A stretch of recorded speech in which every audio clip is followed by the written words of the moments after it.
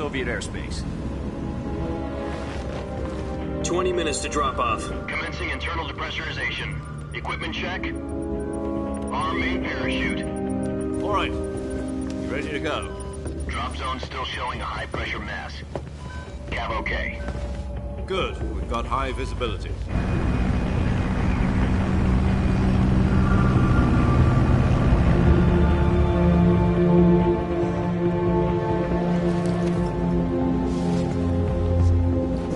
Put out that cigar. Connecting oxygen hose to interior connector. Put on your mask.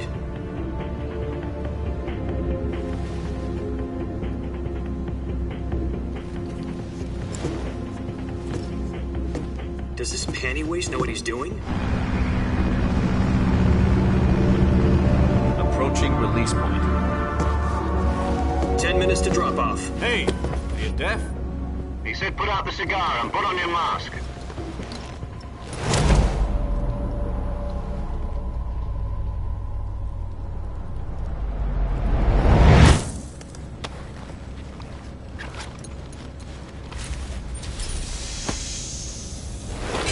Depressurization complete. Checking oxygen supply. 6 minutes to drop off. Opening rear hatch.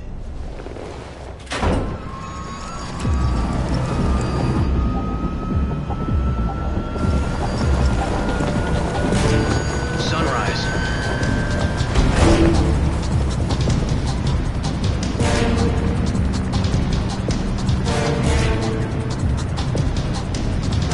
External temperature minus 46 degrees Celsius. 2 minutes to drop off. Stand up. You'll be falling at 130 miles per hour. Try not to get frostbite from the wind chill. 1 minute to drop off. Move to the rear. Activate bailout bottle. This is one for the history books. The world's first halo jump. 10 seconds to drop off. Stand by. Status okay. All green. Prepare for drop-off. Countdown. 5, 4, 3, 2, 1. Spread your wings And fly. God be with you.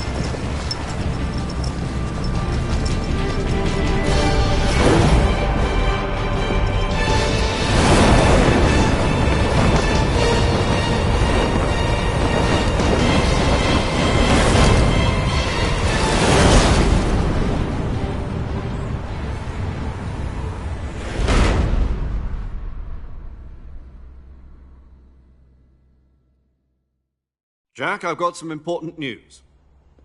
The head of the CIA has finally given us the green light for the virtuous mission. Virtual mission? No, the virtuous mission. The future of our Fox unit depends on it. If it succeeds, we'll be officially organized into a unit. Virtuous mission? Sounds like some kind of...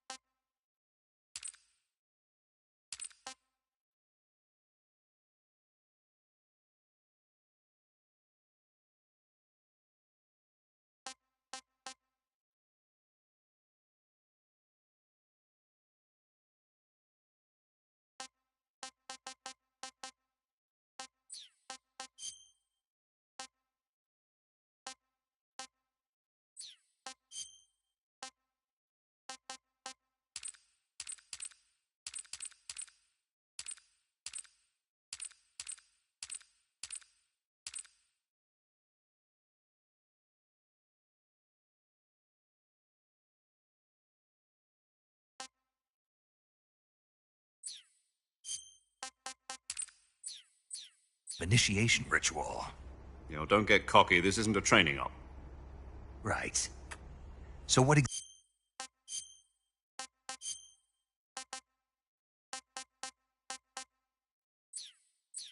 exactly is this wonderful mission?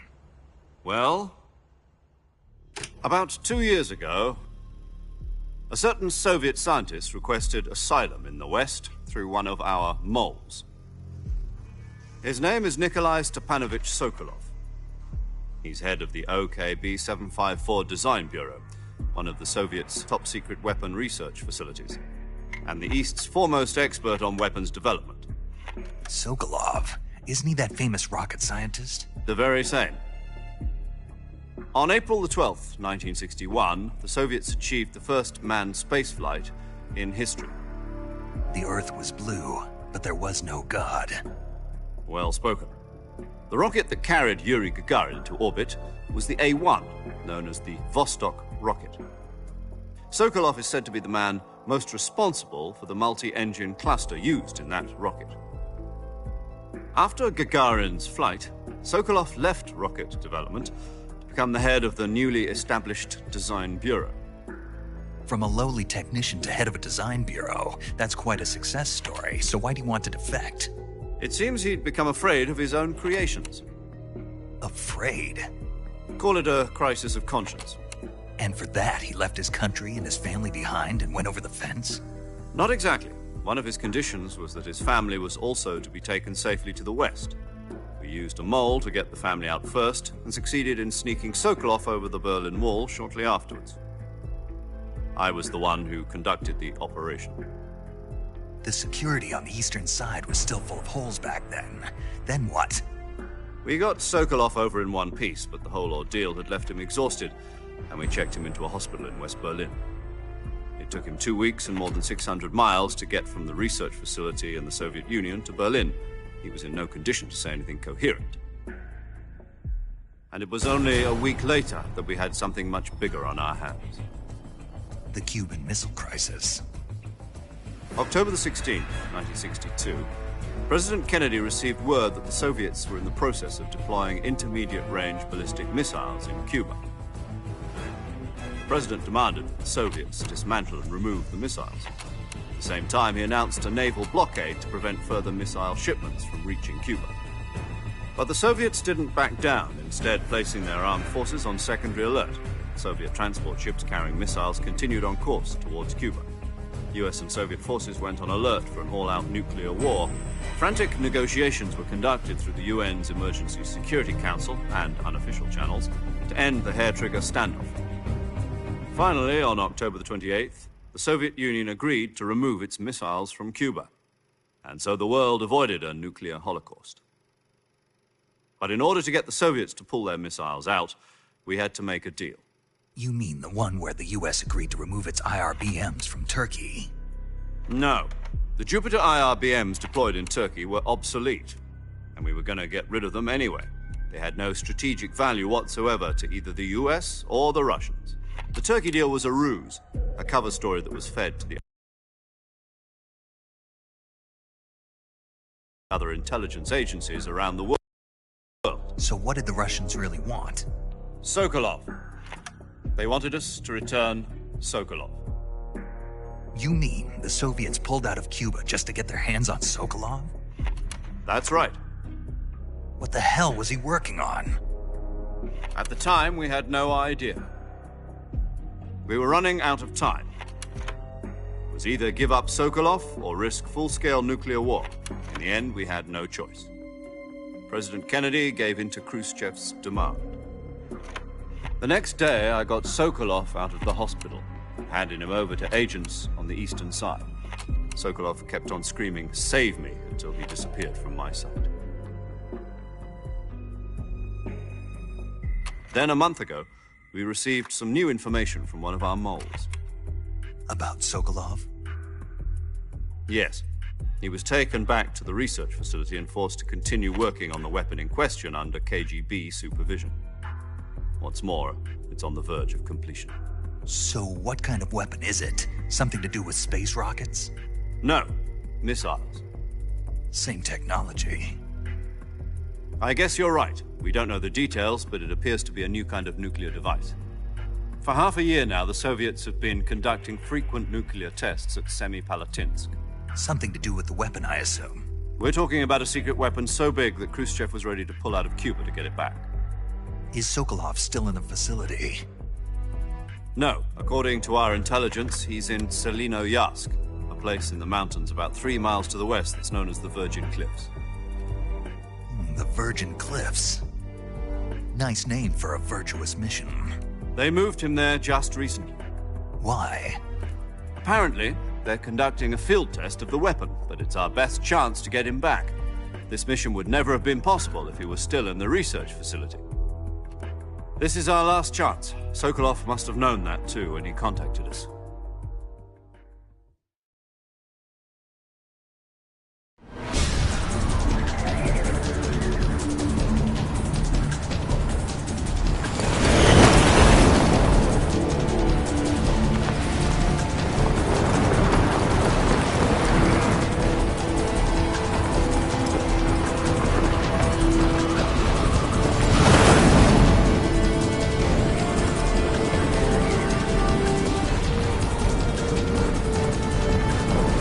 Listen up, Jack. Your mission is to infiltrate Selino-Yarsk in the Soviet mountains, ensure the safety of Sokolov, and bring him back to the West.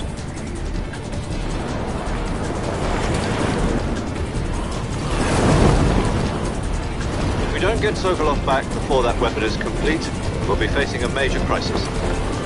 The clock is ticking.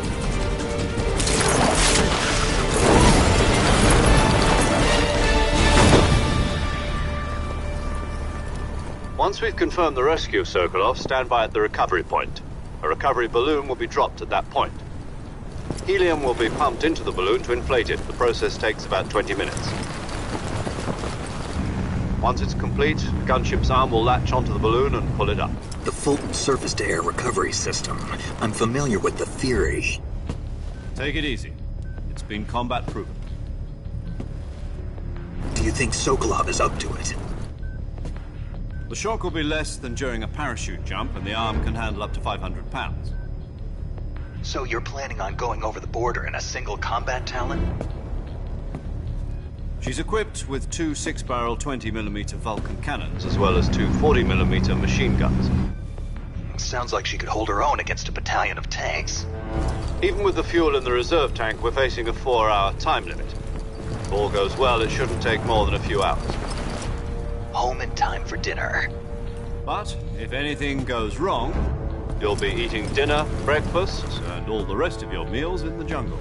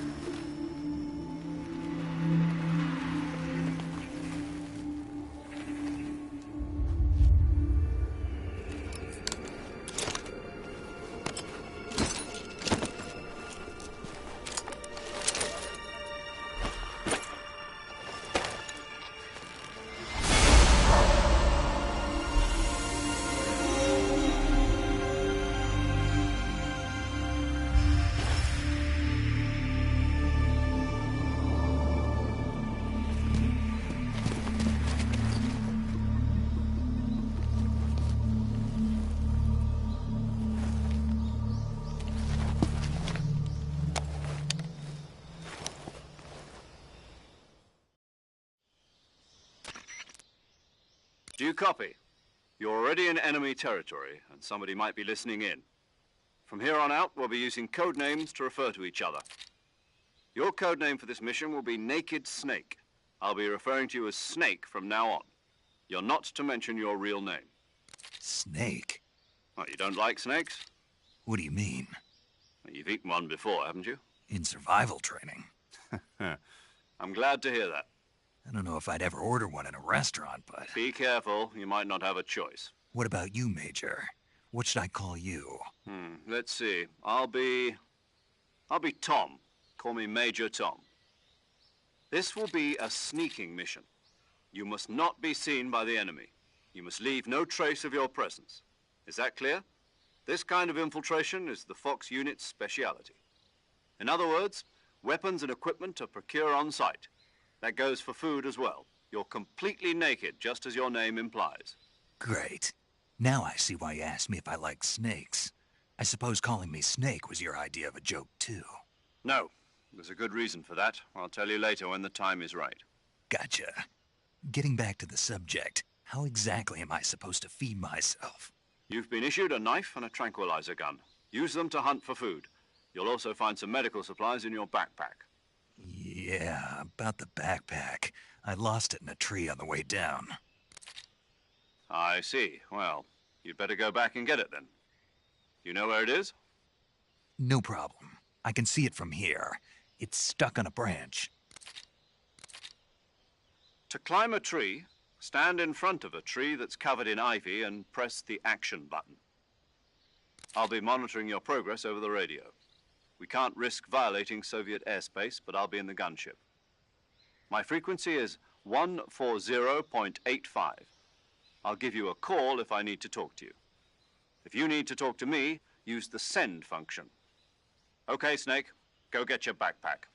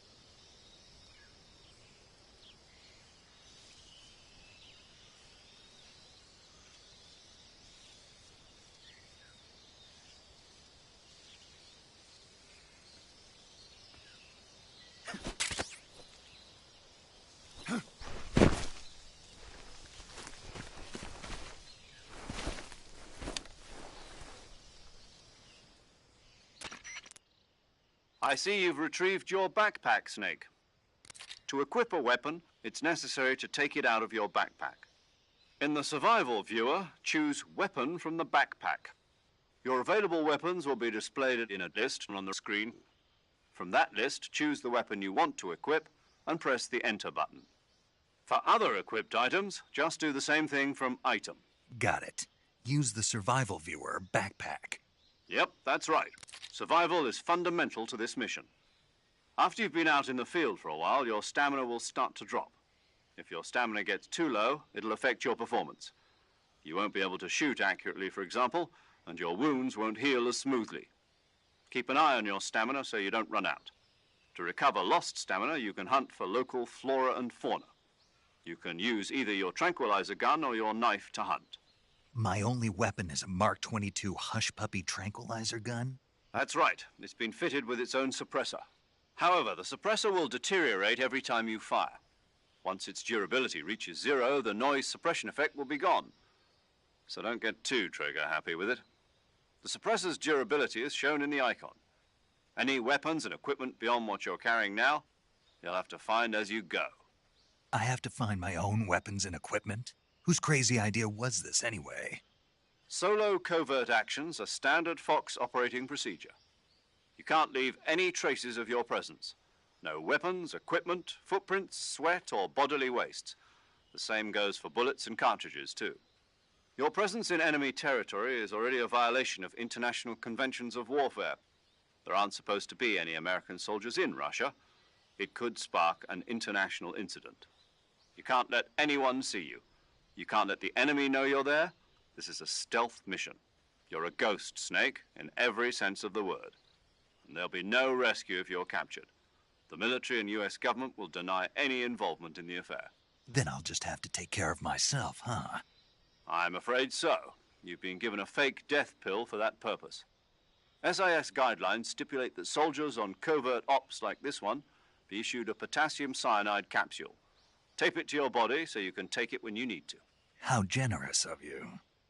Use it if you're taken prisoner by the enemy. It'll send you into a state of false death for a short time.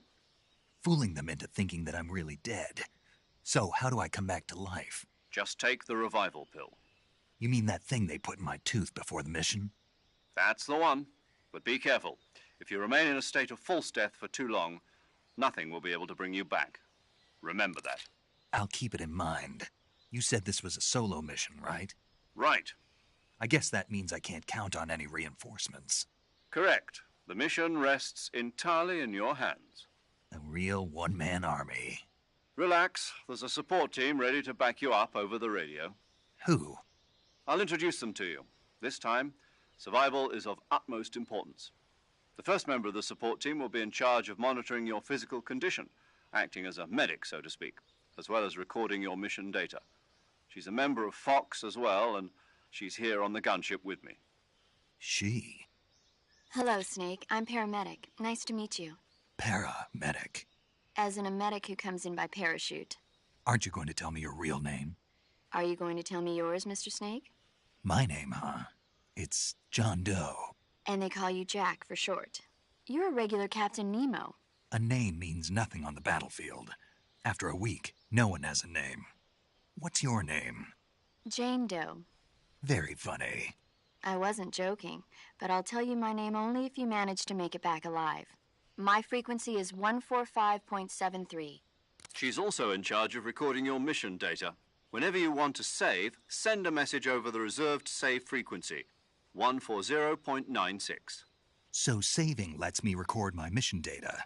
That's right. It also records the state of your health. Good to know. There's one more person I want to introduce you to, Snake. Huh? Speaking of snakes, you remember the boss, don't you?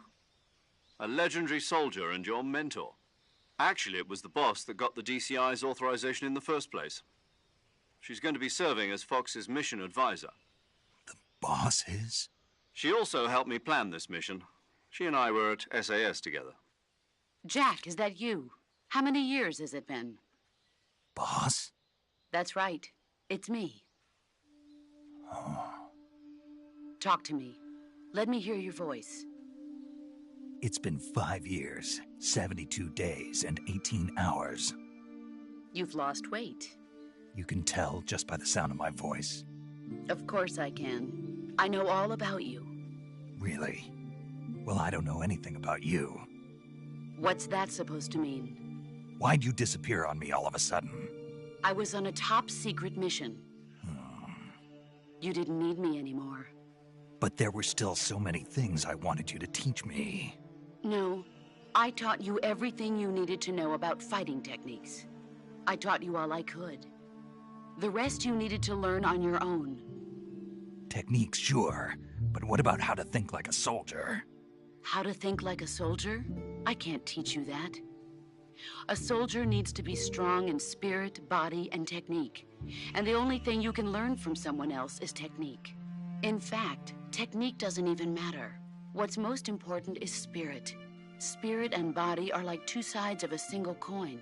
They're the same thing. I can't teach you how to think. You'll just have to figure it out for yourself. Listen to me, Jack. Just because soldiers are on the same side right now doesn't mean they always will be. Having personal feelings about your comrades is one of the worst sins you can commit. Politics determine who you face on the battlefield. And politics are a living thing. They change along with the times. Yesterday's good might be tomorrow's evil. Is that why you abandoned me? No, it had nothing to do with you. I already told you, Jack. I was on a top-secret mission. A soldier has to follow whatever orders he's given. It's not his place to question why. But you're looking for a reason to fight. You're a natural-born fighter, but you're not quite a soldier. A soldier is a political tool, nothing more. That's doubly true if he's a career soldier. Right and wrong have no place in his mission. He has no enemies and no friends. Only the mission. You follow the orders you're given. That's what being a soldier is. I do whatever I have to get the job done. I don't think about politics. That's not the same thing. Sooner or later, your conscience is going to bother you. In the end, you have to choose whether you're going to live as a soldier or just another man with a gun. There's a saying in the Orient, loyalty to the end. Do you know what it means? Being patriotic. It means devoting yourself to your country. I follow the president and the top brass. I'm ready to die for them if necessary. The president and the top brass won't be there forever. Once their terms are up, others will take their place. I follow the will of the leader, no matter who's in charge. People aren't the ones who dictate the missions. Then who does? The times. People's values change over time, and so do the leaders of a country. So there's no such thing as an enemy in absolute terms. The enemies we fight are only enemies in relative terms, constantly changing with the times. As long as we have loyalty to the end, there's no point in believing in anything, even in those we love. And that's the way a soldier's supposed to think? The only thing we can believe in with absolute certainty is the mission, Jack. All right, but do me a favor. What is it? Call me Snake. Snake? Oh, right. Your codename is Snake. It suits you well. That's right. The legendary unit that the boss put together during World War II was a snake. The Cobra unit, a group of heroes that brought the war to an end and saved the world. As long as you've got a legendary hero backing you up, you'll be fine. Isn't that right, Snake? Yeah. I can't think of anyone else I'd rather have with me. Oh, and one more thing, boss. Yes? It's good to hear your voice again. Same here. After all, who knows if either of us will make it out alive? Snake, you are always best at urban warfare and infiltrating buildings. But this is the jungle. Survival is going to be key. Those CQC techniques I taught you are sure to come in handy. CQC? Close quarters combat, huh? I've been in the Green Berets for the past few years. I'm probably pretty rusty.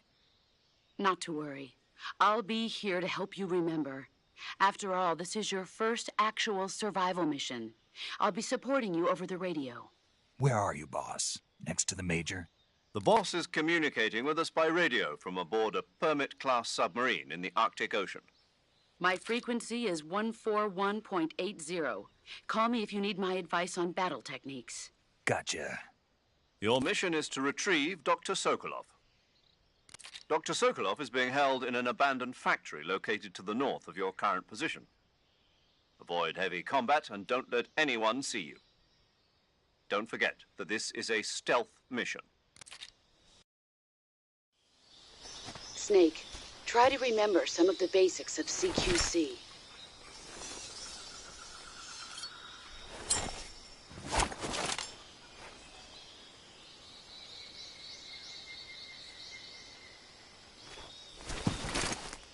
Commencing virtuous mission now.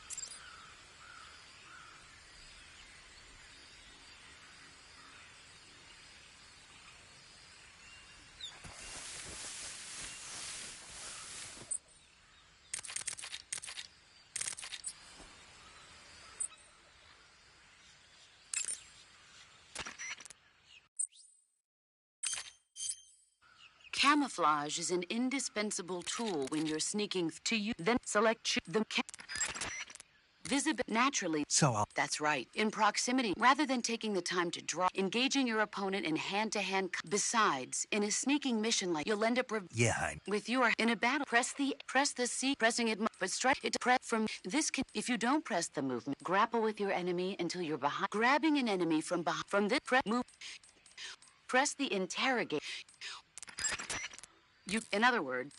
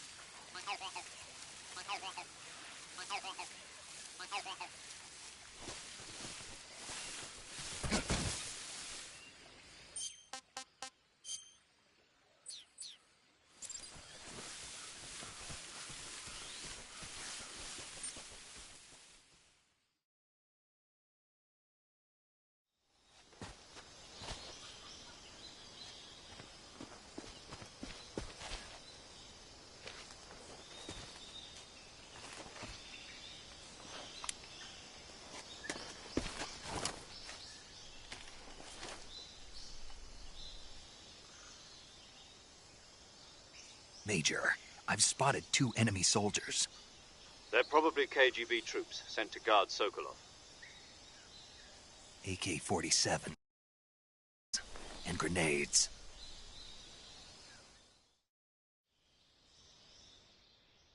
Snake, your presence in Soviet territory. We can't let the Kremlin find out that the CIA contact with the enemy is strictly prohibited. The Major is right.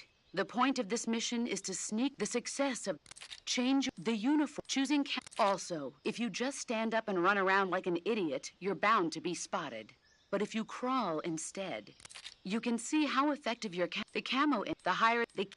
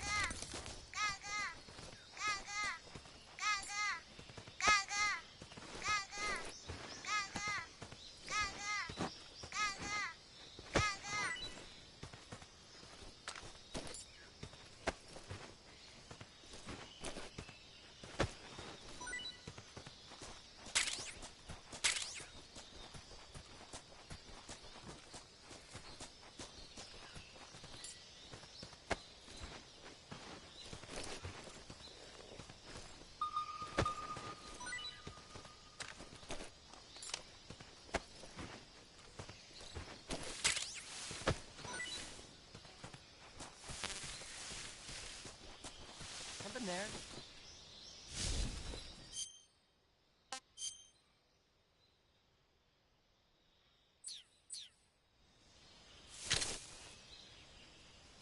I must be seeing things.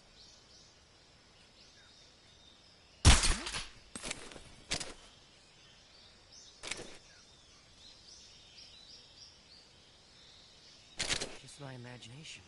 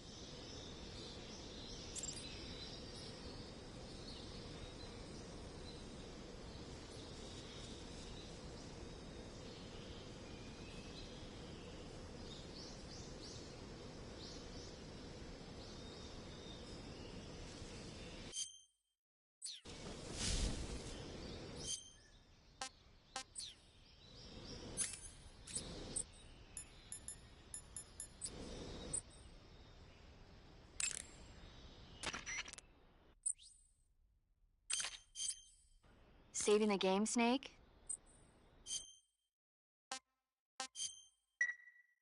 Hey, Snake, you ever heard of God's... No. It's God. Doctors said it was a...